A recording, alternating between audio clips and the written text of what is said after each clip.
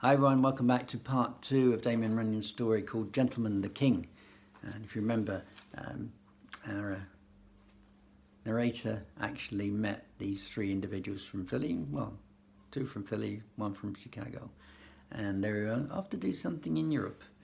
Now a few months later, he meets up with one of them. He tells him what happened. It all begins, Kitty says, with a certain big lawyer coming to me here in Philly and wishing to know if I care to take up a proposition which will make me rich. And naturally I say I can think of nothing that will please me more. Because at this time, things are very bad indeed in Philly. With investigations going on here and there, and plenty of heat around and about, and I do not have more than a few bumps in my pants pocket, and can think of no way to get any more. So this lawyer, he takes me to the Ritz-Carlton, and there he introduces me to a guy by the name of Count Sarro. And the lawyer says he will okay anything Sarro says, and to me 100%. And then he immediately takes the wind, as if he does not care to hear what Sarro has to say. But I know this mouthpiece is not putting any proposition away as okay unless he knows it is pretty much okay. Because he's a smart guy at his own dodge and everything else and so on, and has plenty of coconuts. Now this Count Sarro is a little guy with an eyebrow mustache, and he wears striped pants and white spats and a cutaway coat and a monocle in one eye. And he seems to be a foreign nobleman, although he talks English first rate. I do not care for Count Sarro's looks, but I will say one thing for him. He's very businesslike and gets down to the cases at once. He tells me he is a representative of a political party in his home country in Europe, which has a king, and this country wishes to get rid of the king, because Count Sarro says kings are out of style in Europe, and there's no country can get anywhere with a king these days. His proposition is for me to take any assistance I figure I may need, go over and get rid of this king, and Count Sarro says he will pay 200 G's for the job in good old American scratch, and will lay 25 G's down on the line at once, leaving the balance with the lawyer to be paid to me when everything is finished. Wow. This is a most astonishing proposition indeed, because while I often hear of propositions to get rid of the other guys, I never before hear of the proposition to get rid of the king. Furthermore, it does not sound reasonable to me, as getting rid of a king is apt to attract plenty of attention and criticism. But Count Sarro, he explained to me that his country is a small out-of-the-way country, and that his political party will take control of the telegraph wires and everything else as soon as I get rid of the king, so nobody will get the news much of a tumble outside of the country. Everything will be done very quietly and in good order, Count Sarro says, and there will be no danger to you whatever. Well, naturally, I wish to know from Count Sarro why he does not get somebody in his own country to do such a job, especially he can pay so well for it. And he says to me like this. Well, in the first place, there is no one in our country with enough experience in such matters to be trusted.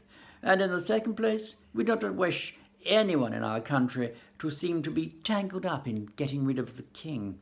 It will cause internal complications.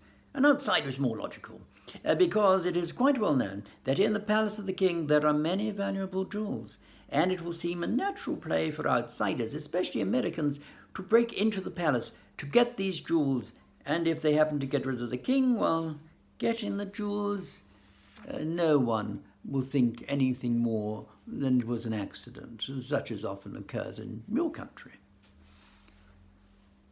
Furthermore, Count Sarro tells me that everything will be laid out for me in advance by these people, and I will have no great bother getting into the palace to get rid of the king, but he says, of course, I mustn't really take the valuable jewels because his political party wishes to keep them for itself.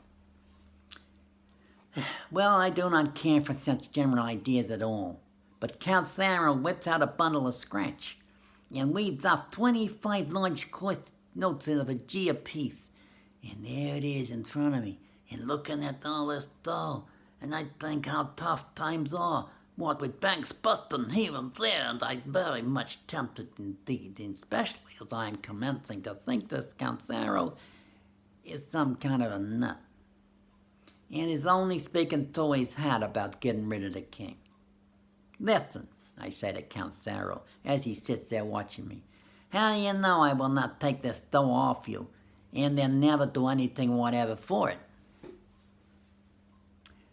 Why, he says, much surprised, you are recommended to me as an honest man, and I accept your references. Anyway, if you do not carry out your agreement with me, you will only hurt yourself, because you will lose 175 G's more, and the lawyer will make you very hard to catch.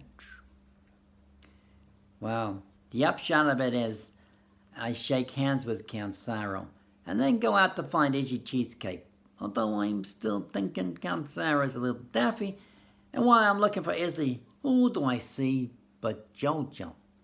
And Jojo tells me that he's on a vacation from Chicago for a while because it seems somebody out there claims he is a public enemy, which Jojo says is nothing but a big lie, as he is very, very fond of the public at all times.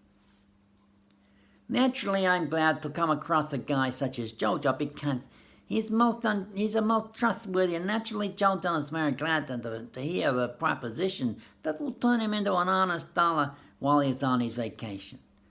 So Jojo and Izzy and I have a meeting, and we agree that I am to have 100 G's for finding the plan, while Izzy and Jojo to get 50 G's apiece, and this is how we come to go to Europe. Well, we land at a certain spot in Europe, and who is there to meet us but another guy with a monocle, who states that his name is Baron von Torp, or something such like that, and who says he is representing Count Sarah, and I'm commencing to wonder if Count Sarah's country is filled with one-eyed guys. Anyway, this Pharaoh von Torp takes us traveling by trains and automobiles for several days, until finally, after an extra long hop in an automobile, we come to the outskirts of a nice-looking little burg, which seems to be the place we're headed for. Leave it at that and see how they get on in this faraway country in Europe. And they have to get rid of a king. Anyway, we'll see what happens soon. Until tomorrow, stay safe, be good. Most will be kind when you. Bye-bye now.